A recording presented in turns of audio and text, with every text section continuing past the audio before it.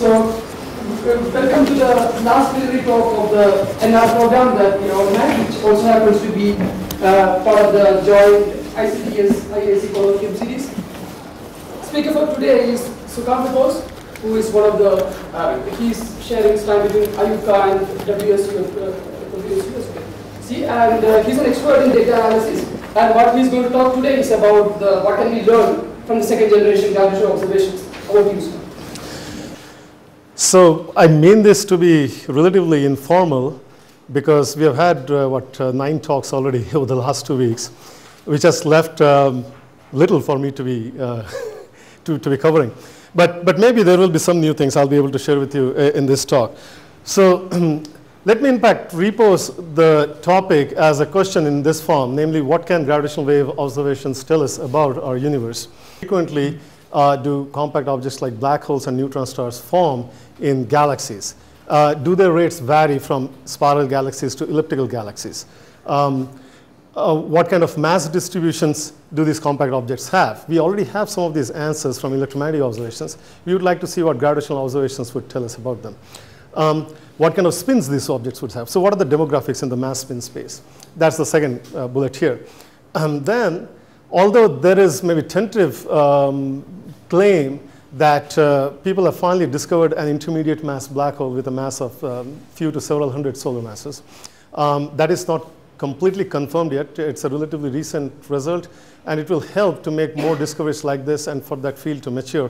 But gravitational wave detectors are privileged in that regard because they are in fact broadband detectors, very well tuned to be discovering gravitational wave signals from binaries of intermediate mass black holes, such as is shown in this graph that actually I made with Ajit in this publication.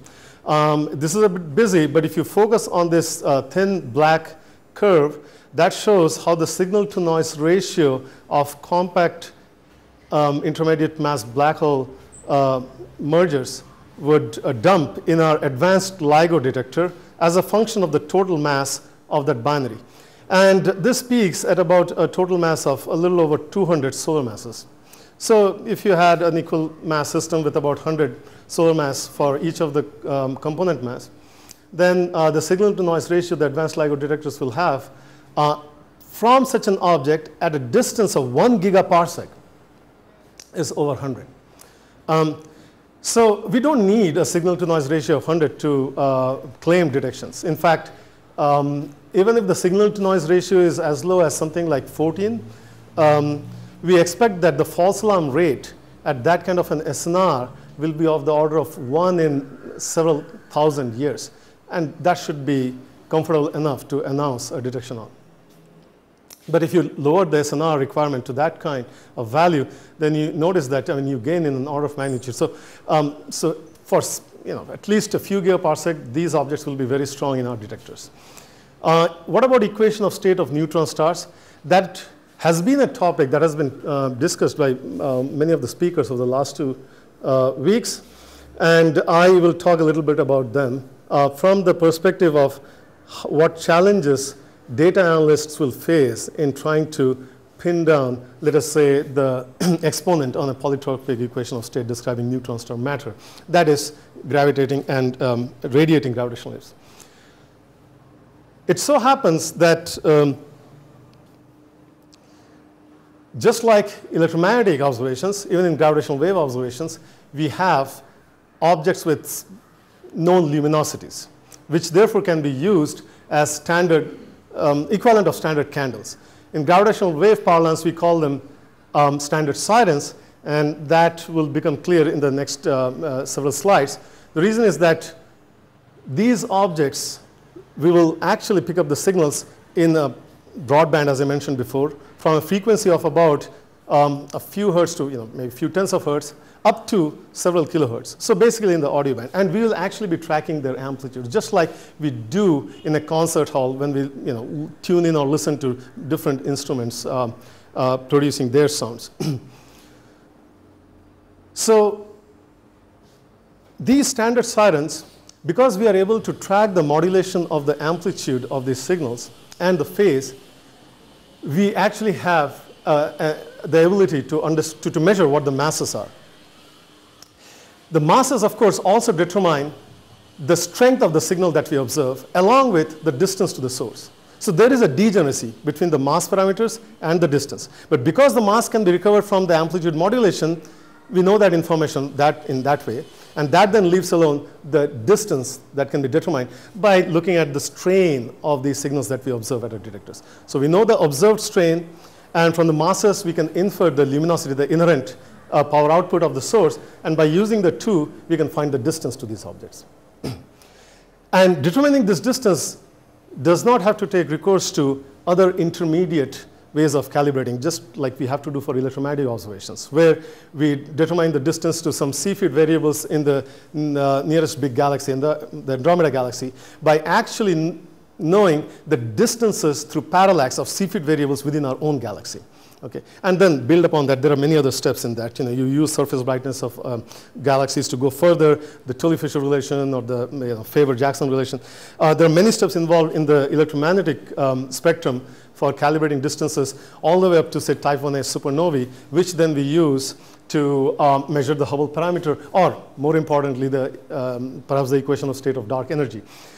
We can do similar things with gravitational waves using standard sirens, but sans this calibration distance ladder. Supernova explosions and all those things can do this up to something like 0.1 and a shift, but gravitational waves can go further than that, right? Good point. So when I was describing this new way of finding the Hubble parameter or the equation of state for dark energy, I mentioned standard sirens, but I did not reveal what these objects are, which, since you asked the question, I will reveal now, otherwise I would have waited.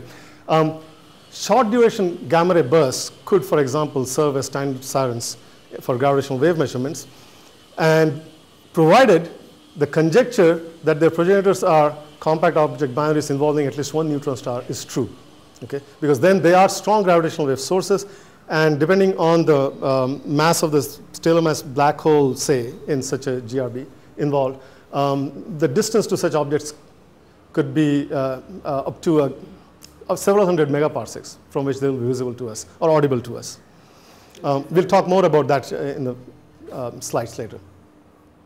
But supernovas themselves are not standard candles or standard sirens for gravitational wave measurements, because we don't really have an independent access to what kind of asphericity the cores of these objects can have that are actually the sources of gravitational waves.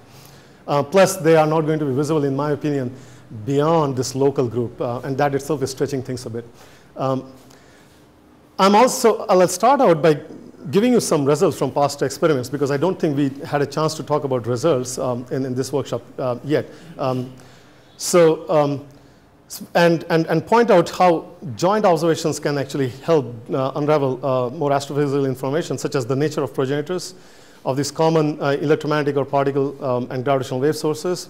One of the questions that came up during this workshop is if such joint observations can shed some light on maybe some type of phase transition that can occur in the supernova cores. Plus, jointly, if we can identify what the host galaxy of some of these gravitational wave sources are, then yeah, we can make some associations with morphology of these galaxies and the type of gravitational wave sources they harbor. For example, are long duration GRBs as opposed to short duration GRBs associated more with star forming galaxies or dead galaxies, or vice versa? If so, what could be the reason behind that? Transient sources will be my primary focus. And that is because they pose some of the most interesting detection challenge. And I'll explain that more soon. But the way we can do these searches is first, follow up a single gamma ray burst of high astronomical interest in gravitational wave data. High astronomical interest can be defined in multiple ways, and we'll come to that too. These are still motivational sites.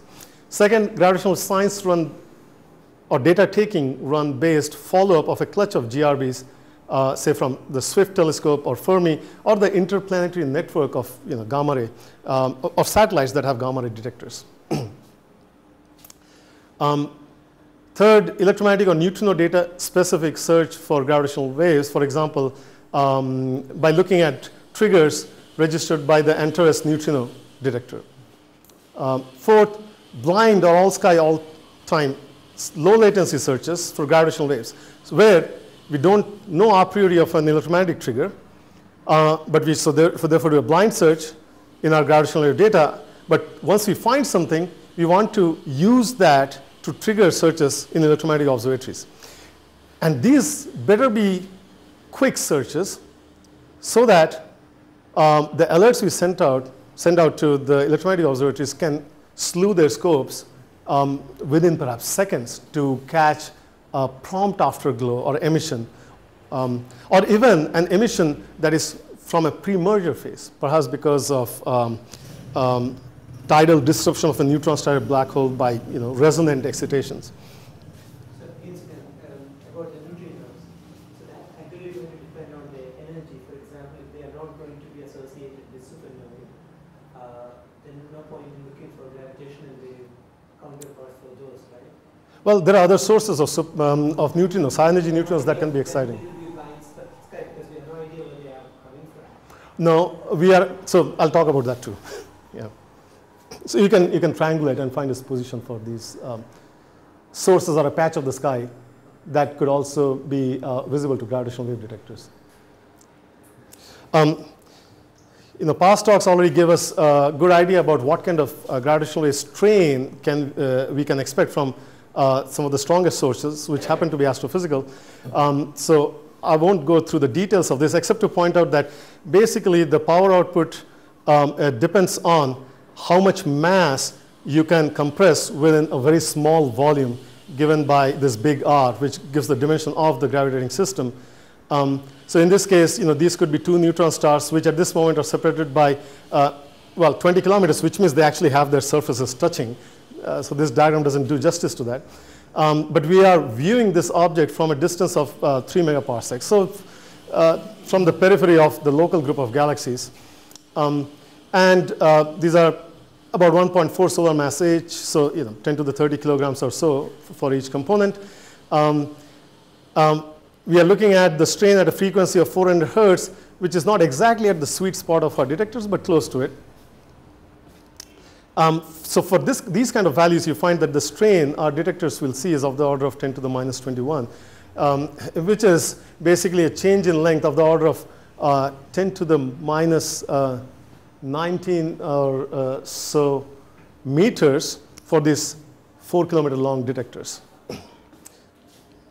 So that is why some people observe that these distance changes we are trying to measure are subatomic. I mean, they are 1,000th the size of a proton or so. And again, you are already aware that some of the most sensitive detectors we have built on Earth for picking out these strains are interferometric detectors, where there's a laser source that sends out a laser beam, in this case at about 1064 nanometers of wavelength, which is then split into 50% intensity beams by this beam splitter.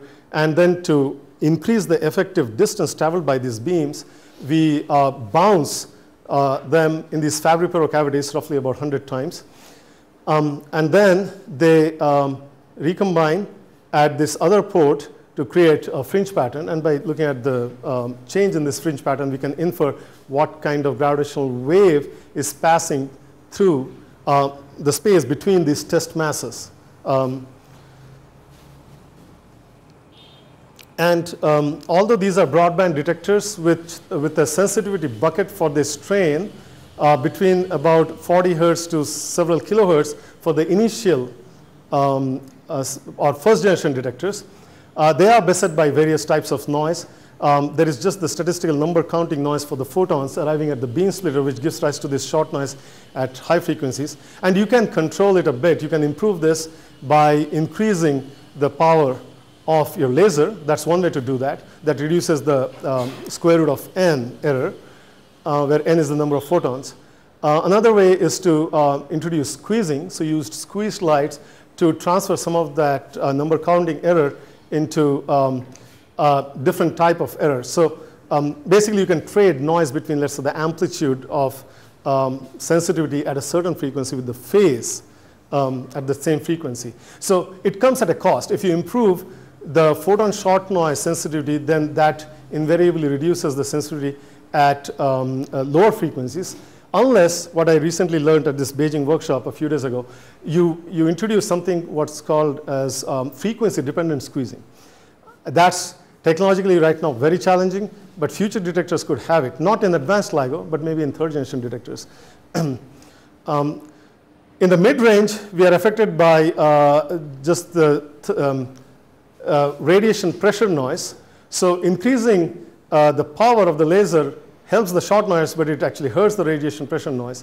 And then at low frequencies, we are affected by seismic noise or ground noise, but ultimately by gravity gradient noise or acceleration noise. And as somebody observed, these three noise sources are actually related to three of the papers that Einstein published in 1905, where one dealt with Brownian motion, which affects this radiation pressure noise. This one is related to the photoelectric effect, okay, and the last one is related to gravity more directly, which of course came out in 1916, but it was based on special relativity, which was already explored by 1905. So those are the detectors and the noise sources they have to deal with, and these are the signals that we are trying to unearth from the detector strain output. And by the way, I should have mentioned that the strain values for the initial LIGO type detector show a huge dynamic range. They can be as low as something like, better than 10 to the minus 21, which I showed earlier, which is good because we don't want to limit ourselves only up to 3 megaparsecs. Because up to 3 megaparsecs, we have just about a couple of dozen galaxies, not even that, okay, Milky Way type. So we have to go much beyond that to improve our source rates. And with advanced LIGO, we pull down this noise floor by about an order of magnitude, factor of 10, to something like a few times 10 to the minus 24, so that we are able to look at objects that are 200 megaparsecs away. And that improves the source rate so that neutron star coalescences can be detected at a frequency of something like 40 or so per year. Right, and those coalescences have strains with amplitudes and frequency varying like this in time. And we saw many of these graphs over the last couple of weeks. Here I show them to compare what happens when you change some of the basic parameters of these so-called chirp waveforms. Chirp because the instantaneous frequency is rising monotonically. And this is an equal mass waveform. But if you keep the total mass the same, but change the mass ratio to 4:1, then you notice what kind of modulation it introduces in the amplitude and phase of this waveform. On the other hand, if you start with this equal mass waveform, but introduce spinning components as opposed to non-spinning components, then everything else being the same, you notice, these are of course cartoons, but if you were to do this more precisely, you will notice indeed what you see here. That is, the number of cycles actually has increased here after these waves entered our band, let's say at 40 hertz or so. And that is because in this case, the spins are taken to be aligned, and as we all know, for a spinning black hole of a given mass, as you increase the spin, you actually pull closer the last stable orbit, okay, and therefore allow the companion to come closer to the origin of symmetry, and therefore eke out that much more gravitational wave power from the system. And so those spin-aligned objects can actually be visible to greater distances. But anti-aligned objects will actually not be visible even as far as non-spinning objects. In the same strain versus frequency plot, therefore, if you look at these different compact objects, you'll notice that in initial LIGO, we hardly had any chance of detecting a coalescence. a binary coalescence. Because even a 1010 solar mass binary black hole system in spiraling at 100 megaparsec would have barely showed up in our sensitivity bucket. But it will actually have a pretty large signal to noise ratio, as I suggested before, in the advanced LIGO detector. In addition to that, we can observe a stochastic background of gravitational waves, such as perhaps that was produced by some phase transition, as some models of string theory would predict, with a density parameter of the order of 10 to the minus 9. But this background predicted by slow roll inflation models is much weaker. That is, in fact, even weaker than what is shown here, 10 to the minus 11, and therefore will not be detected by advanced LIGO, or even for that matter by the Einstein telescope. There is another type of background that can be picked up by these detectors, and that is an astrophysical background produced by, for example, a population of non-axisymmetric neutron stars. Okay, neutron stars that have an average ellipticity that is feasible without invoking too exotic a kind of matter. And that's another topic I'm going to talk about a little more. But if you have a big population of those objects, for example, in all the hundreds of galaxies between us and the Virgo cluster, whose core is at a distance of about 60 million light years, then such a population together can create a strong enough background that could show up. If not in advanced LIGO, then in something like Einstein telescope, which is another order of magnitude more sensitive as a proposed detector. Yeah? What is NV advanced LIGO and WV? Okay, good question. So this solid gray plot shows the advanced LIGO detector with the quote-unquote broadband configuration, where we are not tuning the detector to be sensitive at certain frequencies. This is the narrow band configuration, which has increased sensitivity at this frequency of about 600 hertz, because, for example, that makes this known object, okay, Scorpius X1, to have perhaps a large enough signal to noise ratio in gravitational wave detections emitted, for example, by this binary system, where we have a pulse. This is a low mass extra binary, if I remember correctly. And there could be a continuous wave source in the form of a pulsar with some ellipticity, and we have some idea about the orbital period and what kind of modulation that might induce on the gravitational wave signal itself, and therefore target this. Okay. But for such sources, you have to observe a long time, right? So can you keep the advanced LIGO in such a configuration for a long time with a very bad sensitivity at the intermediate frequencies, or is it planned? I thought the one idea was the high frequency end of the short GRB. There was, I thought, had some idea of, because they're a short duration thing. Yeah, so remember this, you can motivate narrowbanding in multiple ways. Okay, in this plot, the author used CoX1 to choose that narrowbanding frequency. But indeed, so yes, you are stealing my thunders, but that's perfectly fine because I asked you to ask these questions. What Arun is suggesting, I guess, is that if, for example, you want to get a handle on the equation of state of neutron stars, such as in short duration gamma ray bursts, right? Then the maximum impact different equations of state would have on the gravitational waveform would be at higher frequencies when the neutron star is being tidally disrupted. It's very close to the black hole or other neutron star is being disrupted. And those high frequencies occur at beyond a kilohertz. In fact, the coalescence frequency for a 1.4 solar mass binary is a little over a couple of kilohertz. And so you might want to therefore narrow band so that you have increased sensitivity at that frequency to be able to tell different equations of states apart. Yeah. But this will require, you want a priori knowledge of the gamma ray burst, and then you have to do it very fast. No. Can you do that? No, you don't require a priori knowledge of the gamma ray burst. I mean, this is a high risk, high reward kind of context where after you have seen, so I wouldn't embark on it right away. I would wait for making the first few detections. Okay, and once that has happened, and the community has accepted that, yes, we have detected gravitational waves in the flesh.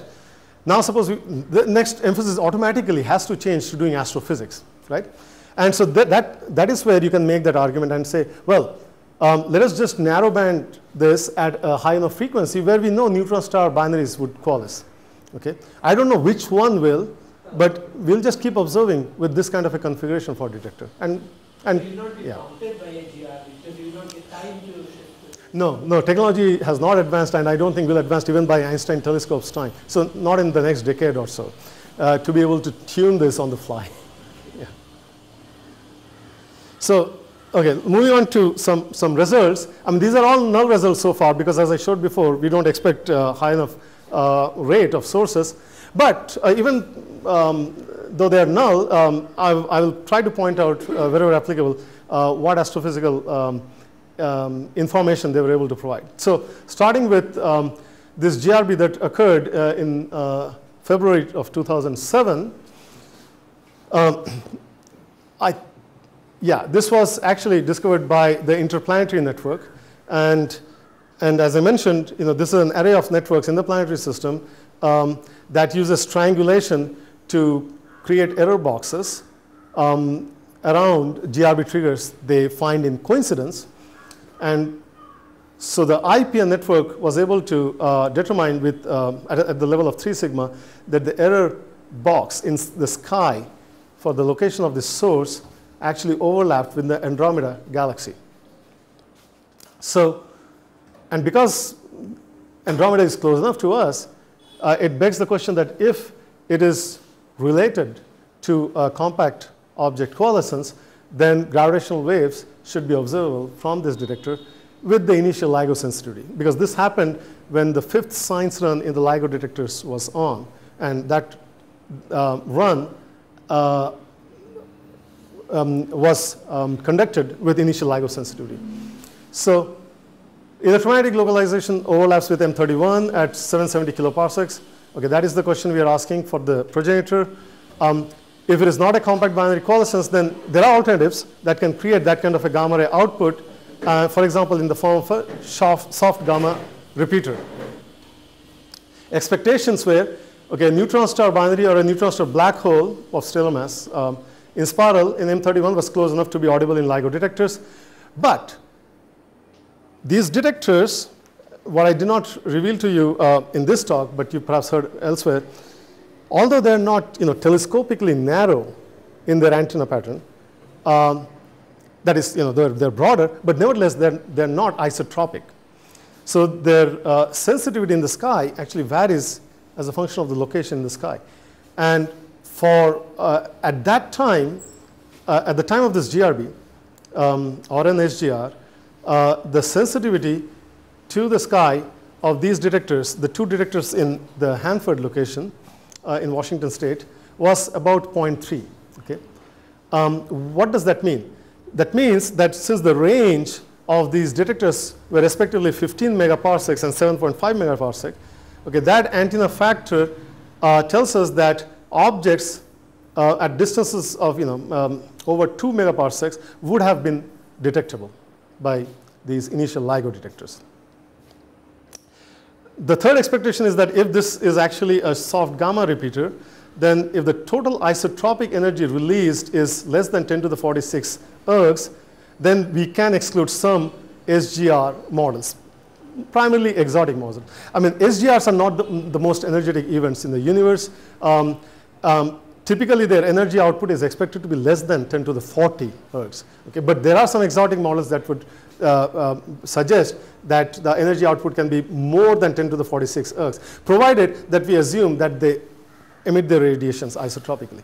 Okay? If they beam them, then you can put actually tighter bounds on that. So what did we find?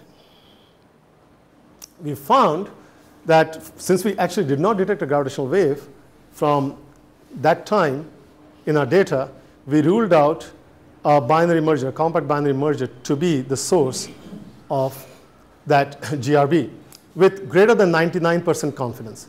And by this I mean that if you made injections of these kind of gravitational wave signals in your data 100 times, then 99 out of those 100 times you will not see a gravitational wave signal from here. Second, neutron star merger itself is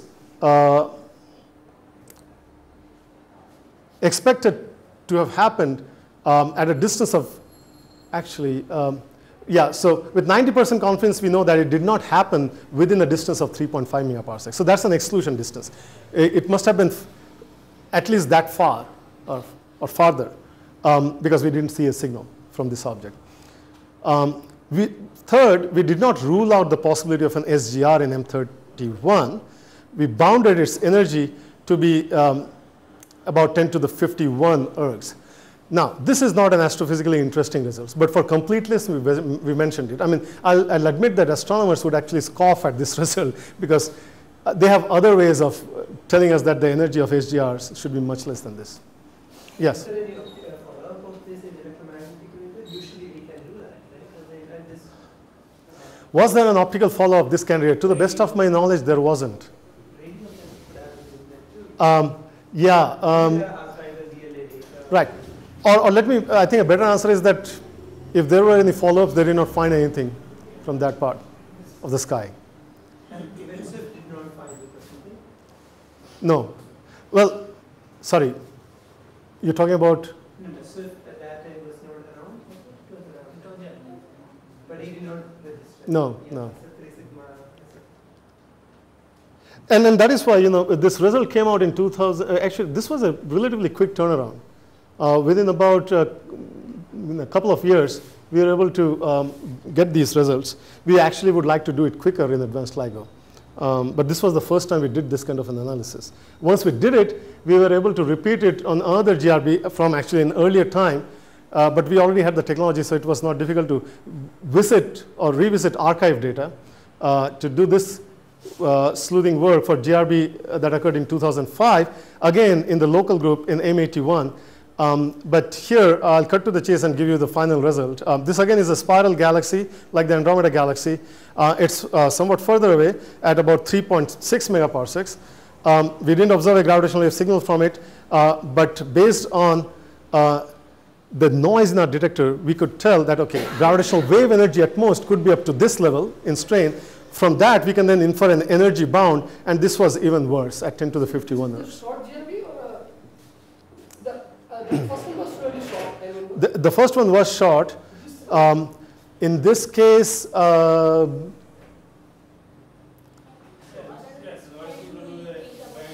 no. So we in gravitational wave data analysis, of course, we like to classify them as short or long. But the fact is that we have two pipelines to analyze them. There's a burst pipeline, and then there is the compact binary coalescence pipeline. So we look for burst signals as well, not just the chirping signals. Okay. In this case, again, I think it was a short duration GRB because the main emphasis was actually to look for a coalescence signal. That may explain why there were no. Right. Yeah, and then well, they're not ruled out though. Even from short duration GRBs, there are some scenarios that would expect a radio after glow months or years after the main gamma ray output. But anyway, this slide confirms that indeed this one was a short duration GRB because here we put exclusion distance bounds, but as a function of the jet opening angle for this short duration GRB. We expect, again, just from theoretical models and electromagnetic, well, theoretical models that these, and the amount of energy we see from these objects, that these don't beam isotropically, because otherwise we don't know what mechanisms would produce that kind of an energy. And therefore, we expect the beaming angle to be actually about 15 degrees or less. Nevertheless, with gravitational waves, because we can see signals even from not necessarily face-on orientations, but also edge-on orientations, albeit somewhat closer, we can put bounds like this over a wide variety of jet opening angles. The idea is that if you see, if indeed a GRB is beamed, okay, but if you see gamma ray burst from it, then that means that it has to be pretty face-on to us, and the gravitational wave signal we'll see would be at its strongest for the same source at the same distance. Okay. What was the fluence of the GRB? No, no, I don't. But from the gravitational wave observations, what we did was we said, okay, if you increase the jet opening angle, then the exclusion distance bound that you can put will be less and less tight, and that is because to be emitting that much energy based on the other fluence they must have observed, this object has to be closer to us. That doesn't mean that, but M81 is known to be at a distance of 3.6 megaparsecs. This doesn't mean that we should actually have seen something from this object, because it could be that this doesn't correspond to a neutron star binary source. Okay. The second thing is that if you have a stellar mass black hole, which is invariably has a mass greater than that of a neutron star, then you see these NSBH objects to, again, farther distances, and that is why the exclusion distance for those objects is further out. And then I promised I'll talk about some joint neutrino gravitational wave observations. Now, ANTARES, as we already saw, is used here more as a prototypical exercise. And in this instance, it was not even working with all of these beam lines in place of photomultiplier tubes, but there were at least about a dozen or so at that time. And so ANTARES stands for Astronomy with a Neutrino Telescope and ABIS Environmental Research. And these photomultiplier tubes are also sensitive to light emitted by bioluminescent objects like jellyfish or biota and fish or shrimp. But on the other hand, if there is a high energy neutrino that is incident from the other part of the Earth, where this detector itself is placed off the coast of France, somewhat close to Nice perhaps, then as the neutrino traverses through the Earth, it can interact with protons and then change into muons, which then can create Cherenkov radiation that can be picked up by these tubes. And in certain cases, you can actually, by looking at the pattern of these beams, you can infer the direction to the source. And examples of high-energy neutrino sources, in this case, coming back to the question you asked Gopu, a low luminosity GRB where this long-duration GRB jet gets choked due to baryon loading, that can also be a source of high-energy neutrinos. And if it is not too far away, then it could be detectable by detectors like this. Or it could be accretion from a lumpy disk in collapsed objects of black holes. SGRBs themselves could also be sources of these neutrons. And there could be exotic objects such as cosmic string kings, which people have shown can also be gravitational wave sources. In this exercise, we followed up on 216 high-energy neutrino events. And this, I think, is a complete set of those where we used at least a couple of points for coincident observations to locate them, the sources of these objects in the sky, and then looked at archived gravitational wave data to see whether there was actually a gravitational signal from those arcs in the sky, because sometimes you cannot localize them to a patch or a point, but just on a ring. But that is still better than a blind sky search because it improves our background grade. So although there were 216 of those neutrino events, we didn't have archive data for all of them. We had data for only 158 of them. All of these coincidences happening is basically 1 per megaparsec cube per 100 years, where FB is just a beaming factor, which is defined as the ratio of total number of sources to the number of jets oriented towards Earth. Okay? So if all of them are oriented towards Earth, FB is 1. If only a fraction of them are, FB is higher. For long duration sources, this rate happens to be worse, and that's again because these LGRBs are at further distances from SGRBs typically. For comparison, just from population synthesis predictions, we expect that for realistic neutron star merger rates detectable by by the initial LIGO detectors, these coincidence rates should not be greater than 10 to the minus 6. So 1 per megaparsec cube per million years. But this rate actually becomes interesting in the advanced LIGO context, because in advanced LIGO, we will improve our detectability by an order of magnitude in distance. So you have to cube that for rates in volume. So that will then make this better by about a factor of 1,000. Okay, so then you actually start integrations into that regime where we put these upper limits. And you can, like the SGRB studies, you can put exclusion distance bounds on the sources of these high energy neutrinos. And if we pretend that the gravitational wave emitter in this case was just a burst without that chirp characteristics, then the exclusion distance turned out to be something like, with a median of about 10, somewhere between 10 and 100 megaparsecs. But for chirp-like sources or binary coalescences, that was somewhat closer, the exclusion distance, because we are more sensitive to them. So the median was here closer to about 10 megaparsecs.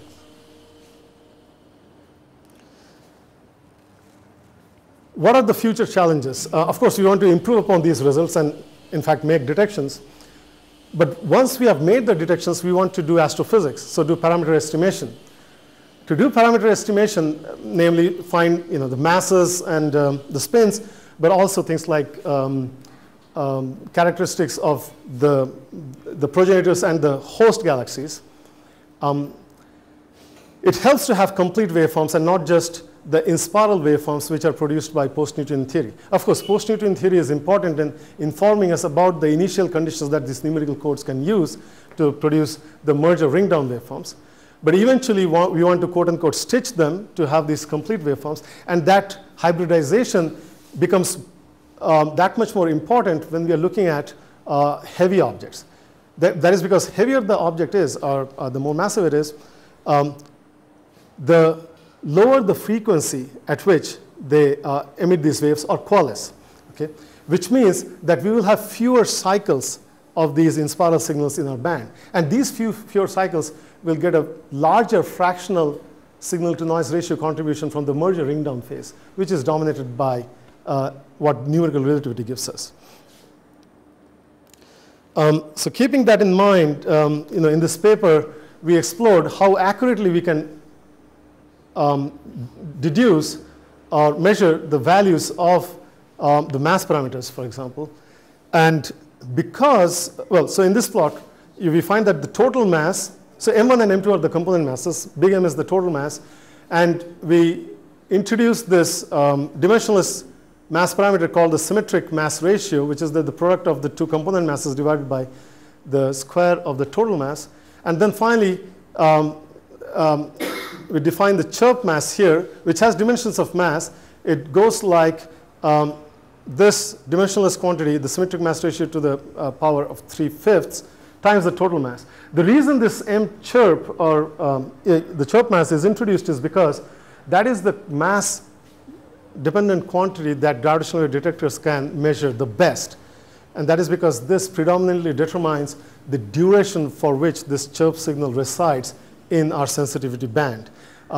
Eta or other parameters like spin, they basically perturb that time duration about the value that is determined by M chirp. So as a function of total mass, what we found is that the chirp mass is determined the best with the most accuracy to, in fact, better than a fraction of a percent. So if the total mass is 10 solar masses, in this case, we took equal mass binaries. Then with advanced LIGO, with a SNR fixed at 10, you can actually determine this to something like 0.4% accuracy. As the total mass increases, that accuracy worsens, and that is because you have less and less of that signal in your band when you have fixed the SNR. Total mass is determined worse than the chirp mass, but even that is at the order of about 1% or somewhat better, but worsens as you increase the mass. The symmetric mass ratio is determined most poorly with an error of more than 1%, okay, a few percent. And so these two together imply that at an SNR of 10, we cannot hope to determine the individual component masses to an accuracy of better than a few percent. In fact, it is worse because when you do the inverse problem to determine M1 and M2 and propagate the errors, you can show to yourself that it of course cannot be better than the worst error you see here, but it worsens by a factor of a few more. It doesn't stop there. You can determine other quantities which are actually important for astrophysics. For example, the time at which the coalescence occurred. Okay, that you can determine very accurately at an SNR of 10 in advanced LIGO for stellar mass black holes, and the accuracy is of the order of better than a millisecond. Why is this important? In the supernova, these are not supernova sources, but in the supernova context, we know that if as we were discussing yesterday, if you want to, there could be like, maybe some of the experts here can help me, but you can have a collapse and then bounce, okay, but that can be followed with a phase transition, and which could be another source of gravitational waves. And if you want to track them and then resolve in time when these different emissions arrive, you want your accuracy of timing to be better than a fraction of a millisecond. So, but for at least compact binary coalescences, we are able to achieve that level of resolution. Distance is a parameter where we cannot do that well. And that is because the distance to and in that sense, we are not very different from electromagnetic observers, because the distance couples to the mass, but also the inclination angle of the source. Well, those are the primary parameters. But to us is, yeah. So and that is why the errors can be as bad as 10% up to 100%. You said these are supernova sources? I'm sorry. No, I used the supernova as an example of why timing accuracy is important, but I'm showing you the errors in these figures for stellar mass black hole coalescences. But in this context, of course, if we stretch these figures somewhat to the left so as to dig into lower total mass objects and thereby bring in neutron stars as components, then these timing accuracies become relevant to make associations with short duration gamma ray progenitors. And then we have the same graphs, but now for not a fixed SNR, but a fixed distance of 1 gigaparsec. And the contours change somewhat, but the values are roughly in the same ballpark. So this tells us that for the stellar mass black hole objects, the two, for the error values are actually similar. The problem becomes complex, though, because of covariances. That is, given the type of signals we have, it is not easy to resolve between the effects of a mass error, a total mass error, and a reduced mass error. And the reason is that, as we discussed before, if you reduce the total mass of the system, keeping the mass ratio the same, then you can expect a smaller number of cycles of the signal in your band, right? Because the coalescence frequency actually becomes lower and lower, gets smaller. But another way in which you can achieve the same effect is by reducing the symmetric mass ratio, which we defined as eta.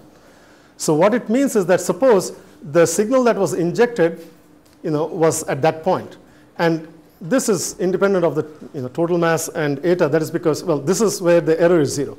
So what this plot shows is thousands of injections that were made, in this case with numerical relativity waveforms. The color bar shows the signal to noise ratio that was recovered, and these numbers show that these were actually pretty high. So with these SNRs, detection is guaranteed, but now we're talking about parameter estimation. And for that problem, we noticed that many of these signals were actually recovered with filters or templates that had a lower chirp mass. Lower chirp mass means a negative error, and also a smaller value of the symmetric mass ratio. Okay, So the mass, the symmetric mass ratio has a maximum value of 0.25 when both components are equal in mass. And for extreme mass ratio cases, eta in this case will be more and more negative if the template has a smaller mass ratio than the injected waveform. Okay. And so this is the covariance that happens because there are both of these ways in which you can create the same number of cycles as the injected waveform or the simulated targeted waveform. Or you can do the opposite. You can recover a higher total mass but also a higher reduced mass. Okay. So this therefore gives us a clue into the type of challenge we'll be faced with if somebody comes and tells us, well, we have a short duration gamma ray burst here. First of all, do you see a chirp-like signal? And perhaps that will be easier. If indeed there is such a progenitor, we can confirm that yes, we see a gravitational wave signal from that part of the sky at that time in the data. But what does this source involve? Is there a neutron star in this mix or not? Okay, astrophysically, we expect that at least one of these components has to be a neutron star. But as far as deciphering their masses go, because of these covariances, they're telling us that answering that question will be difficult. Whether it will be impossible or not, we'll have to do some work to address that. But because the signal to noise ratios are pretty large here, and we cannot expect real signals to have that kind of SNRs with advanced LIGO. So this is not an issue, meaning increasing the signal to noise ratio itself is not going to resolve that problem for us. To add to that mix, we have the spin problem. So in the past few plots, I did not consider spinning objects. But in reality, we will have spins, especially when we're talking about SGRBs. And that is because although neutron star coalescences are expected to have higher rates than neutron star black hole coalescences up to a certain distance, in some sense involving a black hole which can have large spins, okay, that is not dissipated away as the two objects parallel helps producing the jet that is launched because of the matter that is tidally disrupted from a neutron star, and then being propelled by the strong magnetic field lines of the system, which then eventually can emit gamma rays. So in that sense, involving black holes with relatively large spins can explain the gamma ray generation mechanism through these jets. But if these systems do have big spins, then this plot shows, this is a plot of M1 and M2, the two component masses, and the simulated signal that was injected in the data, so to speak, had a neutron star with a mass of about 1.4 solar masses and a black hole with a mass of 10 solar masses. And the spin of the black hole had a range of values shown in this inset from about 0.6 for that dimensionless spin parameter up to about 0.9. And this shows that for this range of spins, it becomes difficult to tell what the mass of the neutron star is. I mean, it can vary from, in measurement, from close to 1.1 solar mass to about 1.6 solar mass. And on top of that, the black hole mass itself that is measured can have a big error bar. So this is another challenge we have to deal with.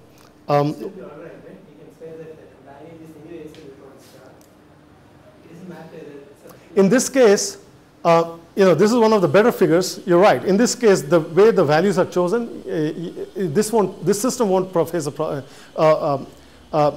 With this system, we won't be faced with a problem of that kind. But in reality, the black hole mass could be smaller, or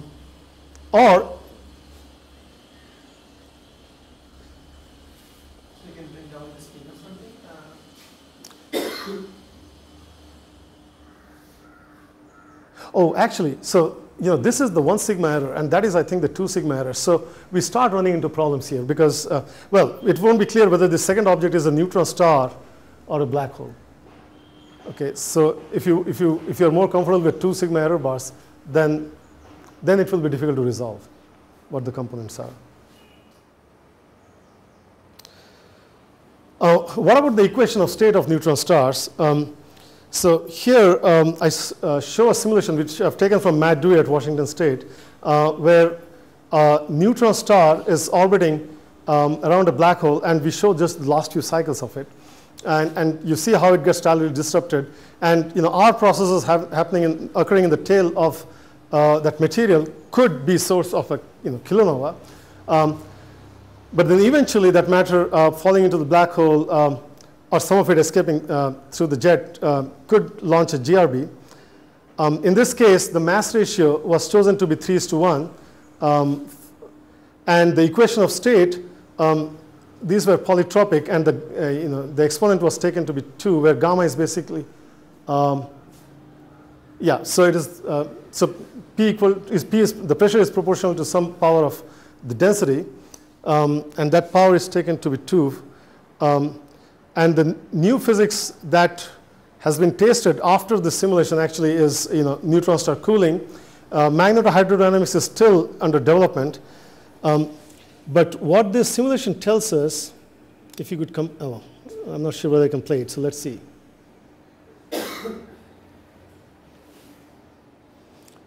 Okay, so since this is not my laptop, it seems I can't really play this, so sorry about that.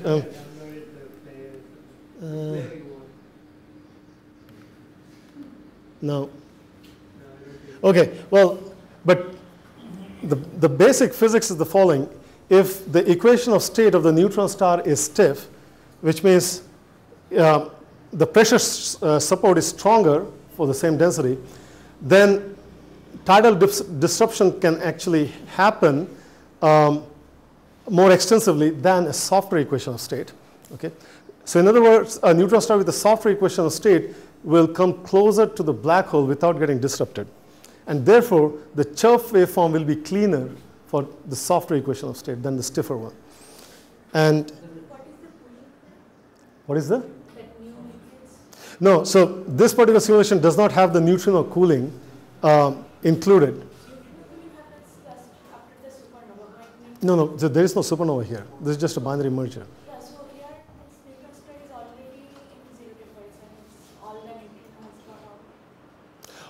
No, the supernova picture is not the right one here. I mean, so neutrino emission will happen also, occur in the disk, in the accretion disk.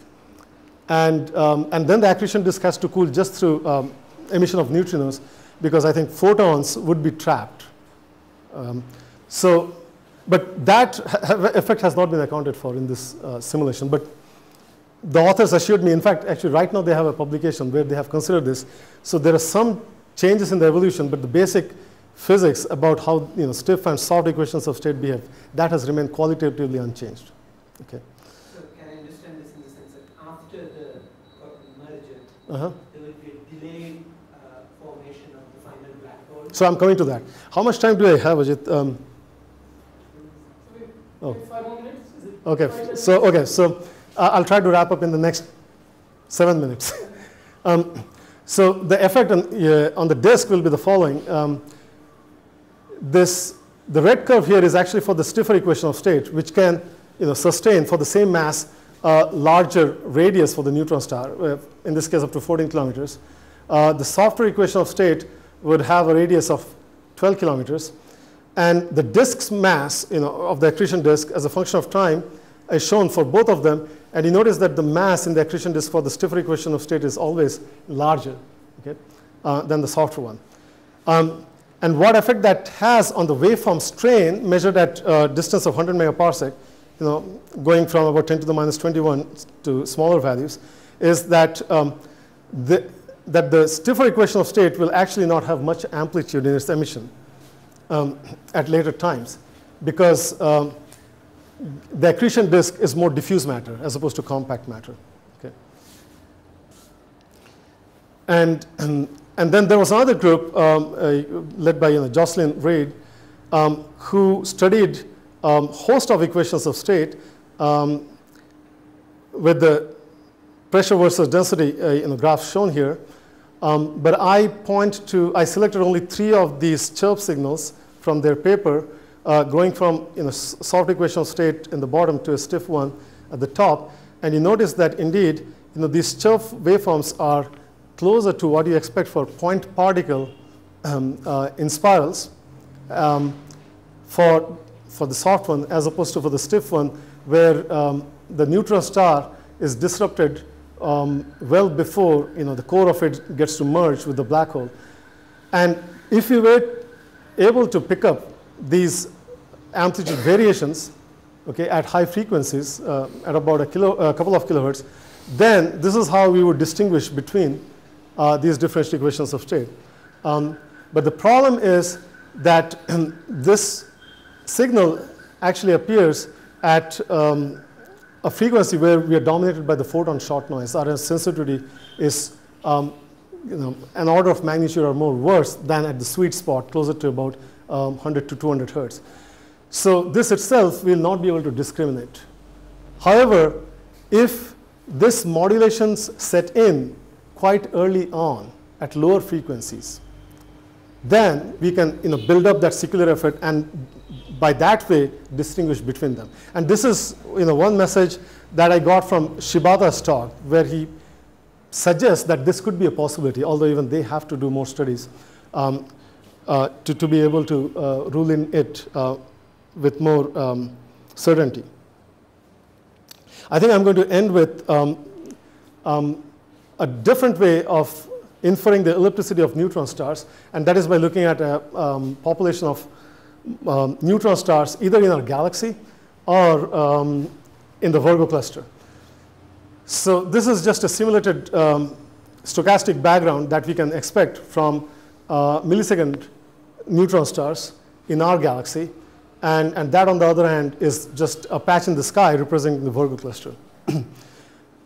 By observations of radio pulsars, we expect that the number of pulsars shown on the vertical axis would be distributed as a function of the pulsar spin frequency in this fashion. So it's a bimodal distribution where the millisecond pulsars appear here at higher spin frequencies, obviously, but there's also a smaller number of them. But the fact that we actually see only a fraction of these objects because, for example, dispersion by the interstellar medium in the galaxy, we can estimate that in all, our galaxy perhaps has about 10 to the 8, so 100 million neutron stars with frequencies that are not the millisecond type, so below about 50 hertz, and about 40,000 or so millisecond neutron stars with frequencies above 50 hertz. Now, this 50 hertz number is chosen also because that is roughly where our Earth-based detectors in the initial configuration were able to see these signals. So using those numbers for the population, we model how these pulsars will be distributed, how the numbers will be distributed as a function of frequency. Okay? So we basically extrapolate from observations that have all been made, but using 3 different models, namely the gravitar model, which depends on the pulsars actually spinning down just because of the braking due to gravitational wave emission. Okay? We compare that with a population synthesis model, which I think arises from using just electromagnetic braking to explain this spin down. Okay? And then there is a power law model just for comparison. For this analysis, we actually chose the population synthesis model because we know that actually electromagnetic braking is the primary reason for spin down. Now, using the fact that the gravitational wave strain from such neutron stars with ellipticities of the order of epsilon varies as a function of the frequency of the pulsars like this, and goes like 1 over distance to the source. And beta here is a factor that captures every possible unknown in this model, okay? Including things like the orientation of the source. And on the average, we expect beta to be of the order of 0.4. So by expecting this kind of a strain, we can plot the spectrum of this population of neutron stars to have these kind of profiles. for these different models, three different models, but also by looking at what is observed for the recycled pulsars. Okay, and you notice that at these higher frequencies, the profile is not very different, and that is what matters, because the absolute value, the scale here, is what we are trying to determine through detections. Okay, so by using those models and by knowing what the initial LIGO sensitivities were and what the projected advanced LIGO sensitivities or the Einstein telescope sensitivities will be, we are able to make these predictions. Namely, we will be, and by the way, the initial LIGO data has not been analyzed for every possible source. And in fact, for this kind of a pulsar distribution, we are analyzing the data right now. And for initial LIGO data, by cross-correlating the data from the Hanford and the Livingston detectors, and we have to cross-correlate these because we don't really have a template for these signals. Okay, we find that the ellipticity that we can detect will have to be as large as something like 10 to the minus 5 as a function of the total number of emitters that there may be in the galaxy. Because remember, this number is not known for certain. We expect through extrapolations that this number in our galaxy could be 40,000. So if it is 40,000, then the ellipticity that will be detected will be of the order of a few times 10 to the minus 6.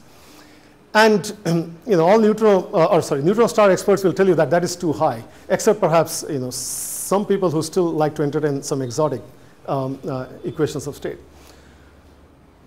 On the other hand, for advanced LIGO configurations, again cross-correlating Hanford and Livingston, we find that for ellipticities of the order of 10 to the minus 7, we should be able to detect cumulative background coming from all of these pulsars, or actually not necessarily all pulsars, neutron stars.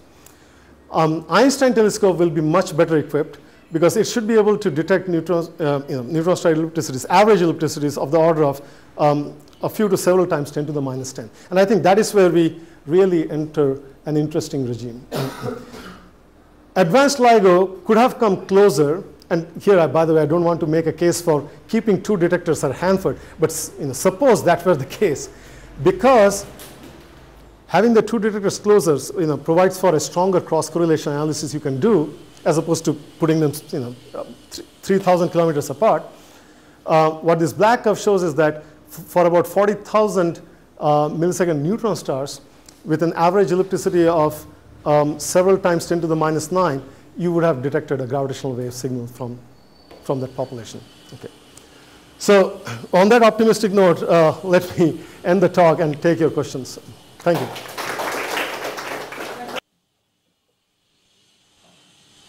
So but the average number of pulsars with ellipticity of the order of that's what you're looking for. So, but the ellipticity can vary. That it doesn't matter for your. So it's an average of all these ellipticity. Is that what I should understand, or? That's right, and that is because so what we're doing is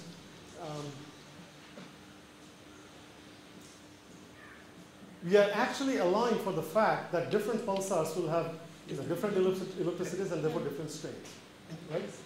And but the key input that we use for those numbers is the distribution of these pulsars across their emission frequency. And remember, the gravitational emission is at a frequency that is twice the spin frequency of these neutron stars. All right.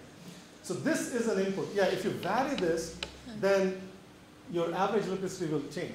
But the way we get that average is, we take this number distribution and then we weight this strain with that number distribution as a function of frequency to get the total expected cross-correlated power in two detectors.